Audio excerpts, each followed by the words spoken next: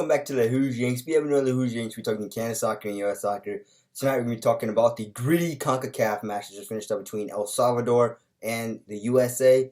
Where in this one, if there's a will, there's a way for the USA, as they were able to take a point away, and it was 1-1 from San Salvador Estadios Cuscatlan.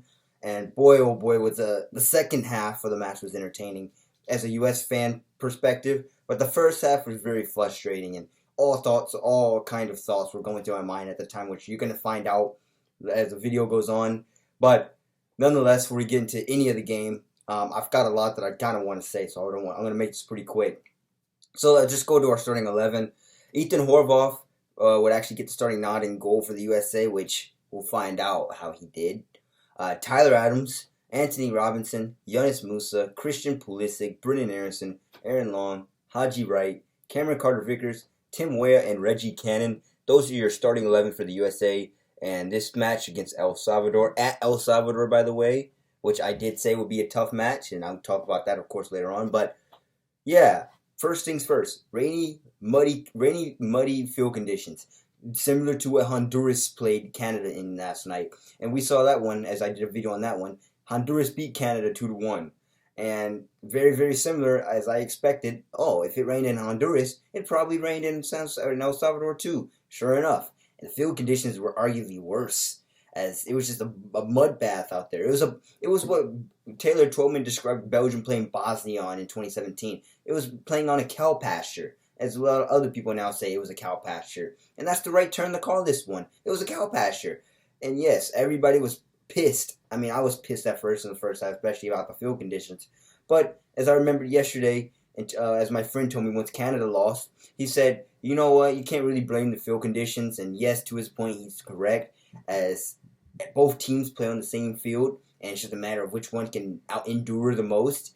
And yesterday night, Honduras did that, but tonight, the USA bit back and fought back, which is what I want to see. And that's what matters. I mean, and it does teach a valuable lesson going into the World Cup, as I'll talk later on, but that's something that CONCACAF does teach importantly. But it was rainy, muddy, terrible field conditions, but it is what it is. No one has control over that. And last time I checked, playing on a cow pasture is not against the rules in the FIFA handbook. So just deal with it. On the 35th minute, Larin for El Salvador gets the ball from a tight angle, and this is still debated, even a lot of people. If this was a shot or a pass, it looked like a shot to me because he caught Ethan Horvath lacking here. As Ethan Horvath, look at the image here. Ethan Horvath, you can even see the shot, well, first, this shot here. You can even see the shot that Larin takes. Look at Ethan Horvath's positioning, and he's actually kind of shielded by Reggie Cannon. But then, the next image, look at Ethan Horvath's positioning when the ball goes into the net. He's completely stunned, and the replay, which unfortunately I was able to find an image of, his head drops like this, and you can even see that he already knows that he messed up right when the ball went into the back of the net, saying, yeah, you could have done better. And he honestly could have, should have, would have, didn't do better. I mean, the ball just hooks in through the back of the net, catches Ethan Horvath off guard. Then again, to his defense, he was shielded by Reggie Cannon, but both players got to do better here. What was this? Ethan Horvath especially, you got to cover near post. That's one of the basic goalkeeping lessons. You have to always cover near post. But he was shielded, and El Salvador goes up 1-0. But, man, what was this? Like, what was this? He just got caught lacking here. And it's got to do better. He's got to do better. That was poor goalkeeping. And as I said, you can't blame that one on field conditions. I mean, I don't know. You can say the mud trapped him in his spot and unable. It was like quicksand. He was unable to get his feet up properly and get in the right position. But I don't know if you can blame the field conditions on Ethan Horvath's positioning there, as that ball just soared into the back of the net, and it was a wide open net for Larin. Larin was like, thank you very much. And who wouldn't exploit that as a striker or any attacking player? So Larin did exactly what you were supposed to do there. You punished the goalkeeper for giving you an open net, and that's exactly what happened. And so, yeah, El Salvador goes up there 1-0, and at halftime it goes into 1-0. And at this point, lots and lots of thoughts are going through my head, especially when the announcers said that the USA has not lost to El Salvador since 1992 and have not showed them alone since 2010 in Tampa, which once again the USA had to come back 1-1 or come back late in the game. I think it was a Gold Cup match, but the USA had to come back. and tie. Once again, they did that here, but that's all in danger of being broken. And I was thinking, honoring back to when the USA lost to Canada since 1985, last in 2019 in the Nations League. I was like, great, another opponent that the USA is in danger of getting history dropped on their head, and another historic bad moment that would happen for the USA. All kind of thoughts are going through my head at this point. I'm like, why? Like, come on, please don't lose to Salvador. Like, don't. I mean, like, please, like, don't let this history get dropped on your head like that. And yeah, but then I said, yeah, we can blame all the pitch conditions all we want in the first half, but the truth is that goal was not had nothing to do with pitch conditions. That's just me. I mean, if you want to disagree, hey, everybody's to each his own. We all have our own opinions, but to me, you got to do better than that. Rain, snow, heat, don't care what the element is. Any keeper should always be guarding the near post. But yeah, and Ethan Horvath for his first game back in goal, by the way, since the Mexico game where he was a hero. I don't know. I think that kind of tainted his spot for World Cup qualifiers, the mini at least. I mean, many people saying this is why Matt Turner is the starting keeper and should be the starting keeper for the World Cup. But yeah, Ethan Horvath there just got caught lacking, and that's the story of the first half of the USA. USA did generate chances, but El Salvador just had a lot. I mean, especially once they scored. But yeah, you got to do better than that if you're Ethan Horvath or any goalkeeping for that matter. But let's see what the second half brings. In the 70th minute, Pario gets a red card after wrongly catching a player, the defenseman Salvadoran player from behind.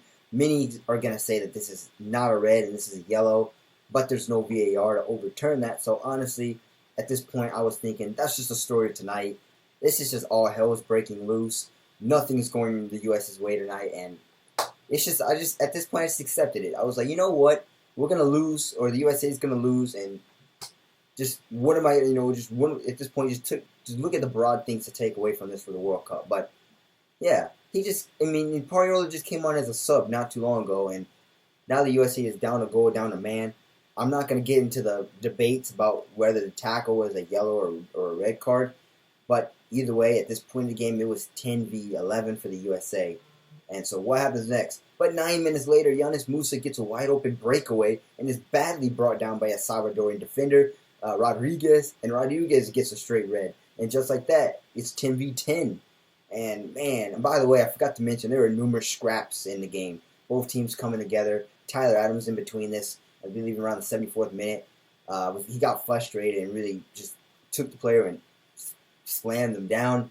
And that led to a kind of little scrap, or not scrap, but like a little, not even a brawl, but just a come together of teams where there was kind of a lot of yellows handed out there. But it's CONCACAF. I mean, we've seen this before. This is nothing new. This is no shock, as we've seen both teams come together and really scrap. I mean, this is what you want to see. It's CONCACAF. You're gonna scrap. You're gonna fight. You're going to their house.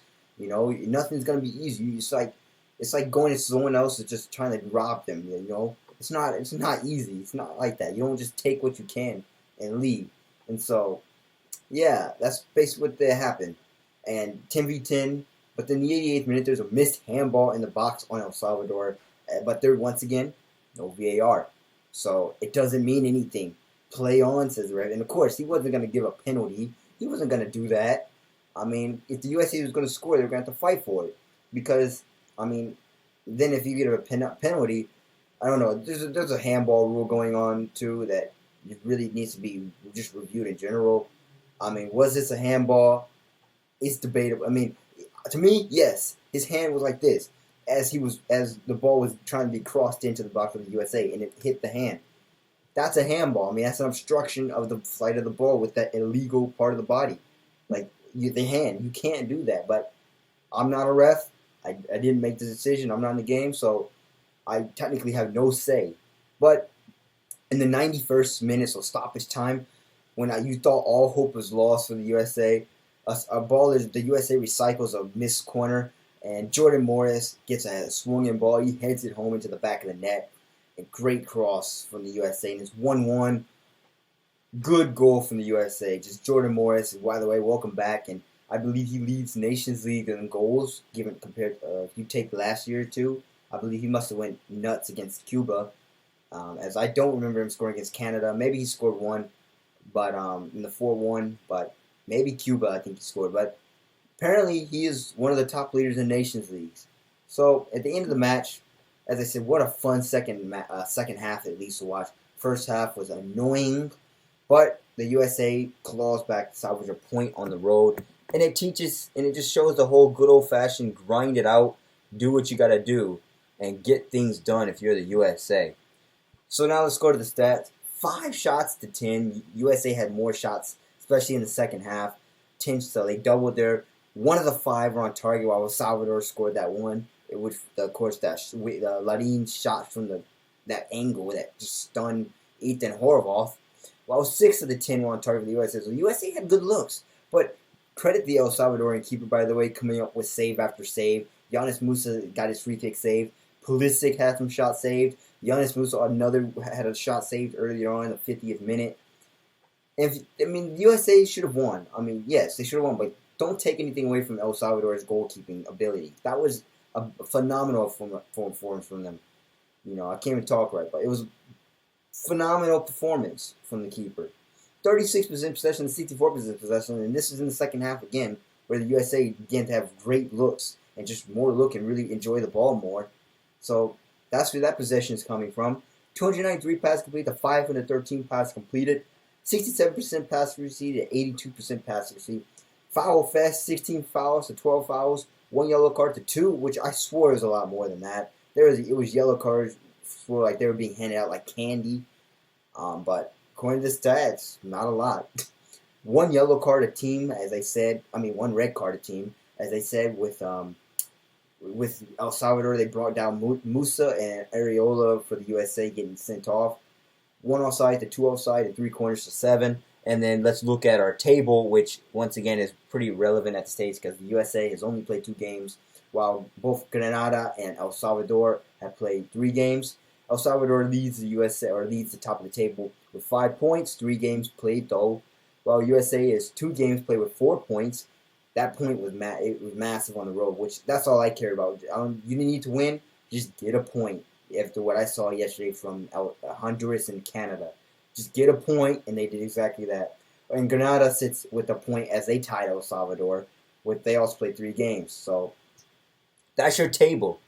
And yeah, as I said, there's a lot that was going through my mind.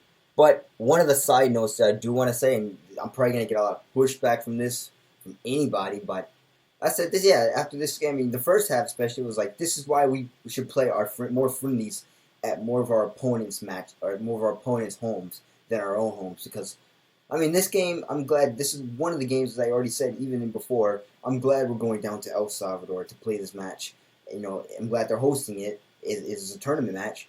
Because, sure, we can play every game at home, but remember, the World Cup is not going to be on our home soil until 2026. So, every game in Qatar is going to be at the away venue. So you're going to be playing in front of a tough environment every single game, which is why you need to get experience playing tough environment every single game. And that's why, I'm like, I knew this game was going to be tough. A lot of people were writing this game off. They're like, oh, that's El Salvador. We'll beat them. We're going to roll all over them. But remember, the USA have always struggled. Every team struggles. Canada, USA, even Mexico from time to time struggles from Central America. It's a tough place to play. The field conditions, as you saw, obviously were poor, but that's no excuse for not getting things done. Same thing when the USA went up to Canada and lost in the cold in Hamilton, or Mexico for that matter, is Azteca. They're tough places to play, but you've got to find a point. You've got to get things done. Same thing with Central America. It's hot, it's balmy, it's humid, it's wet, it's muddy. The field sucks, but you got to get it done. You can't use it as a crutch to poor performances, which is what the first half was. And I'm glad they made the switch in the second half. It was a great comeback, and it was fascinating. And the last 10 minutes, especially when it got really grindy and just gritty and meaty at the end, that had me out of my chair, out of everything, and standing, and really just rooting on for the USA. And I'm glad they broke through in the last second. But going back to my point, this is why I personally think we should play as a USA more friendlies, or even friendlies especially for the next window, the last window in September.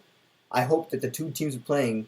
I guess if they're in Asia, I really, really hope. I doubt it, but I really hope we can play at their place. That way we can know what it's like to play at hopefully a nice field at a tough environment.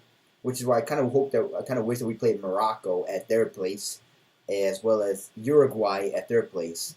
I kind of wish that, but that's not what happened. But this performance right here shows exactly why I really, really hope that the USA plays more games, more friendlies at opponents' houses, because we need to get used. We need to get this young group, used to playing more games on the road, especially with the World Cup. That's gonna be because every game is gonna be on the road. So that's my little key point or just side note I want to say there.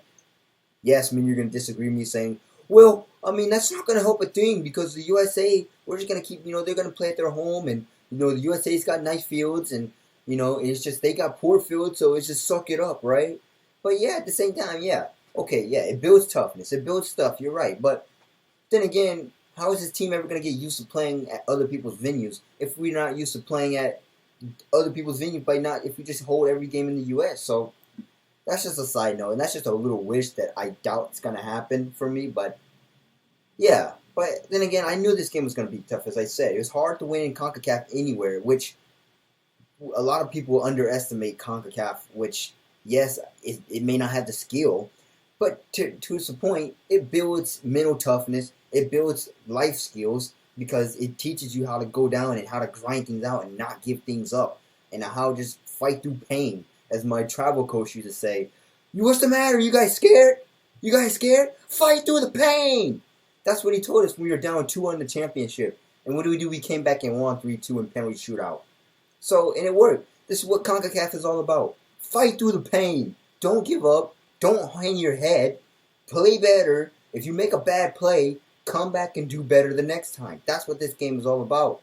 And the USA did that. And I liked what I saw in the 90th minute. Pariola, despite even getting a red card, going down a man. El Salvador goes down, ties him in with the man, 10-10. And then not Pariola, but Jordan Morris with the last minute header from a beautiful cross salvages of points in Salvador. How about that? Salvage in Salvador, if you want to make that pun. 1-1, and the USA walks away from San Salvador with the point. But yeah, as I said, my friend told me, as I said with Canada, you can't blame the pitch conditions, as this is part of CONCACAF. What are you going to do? I mean, it's not illegal to play on a poor pitch, according to FIFA, as we saw Belgium and Bosnia in 2017. Playing on a cow pasture is not illegal. It's a playing surface, and the field is flat. And that's all that matters in CONCACAF. So long as there's no bumps or ridges in it, it's a playing field. It can be soggy, it can be muddy, it can be anything it wants to be. But at the end of the day, both teams are playing on the same field. Both teams need to manage out how to find and get it done. Even if one team is used to playing on it than another, both teams still have to get it done. But yeah, that's what CONCACAF teaches you. It teaches you how to grind things out. It teaches you how to just not give up. And it teaches you mental toughness. I mean, that's what this is all about. And that's what the USA can take away, at least from CONCACAF. Sure, they cannot take away the skill aspect of El Salvador or any opponent in CONCACAF, for that matter. Maybe, not even Mexico to an extent. But then again, that's debatable. But yeah, sure, the skill opponent is a different story in CONCACAF. But you can take away toughness. You can take away how to grind things out, as that's how the World Cup is going to be. There's going to be some games you're just going to have to grind out. Look at Iran, look at Wales, look at England. Those games are all going to be tough. And this game prepares mental toughness for those games. And that's what this is all about, and that's what matters. That's a key takeaway from this, aside from the 1 point and avoiding a big loss. So, yeah, that's what this game's all about, and I hope that's my points on it. And you guys agree, disagree, that's just my point. Everybody has their own. And you guys let me know what you guys thought about this game in the comment section, what you kind of want to see going forward for the last window in the World Cup preparation. So if you like this video, make sure you like, share, subscribe, tell your friends about it. Also remember to hit the bell notification when any videos uploaded or posted. And tell your friends there is also a sub special coming.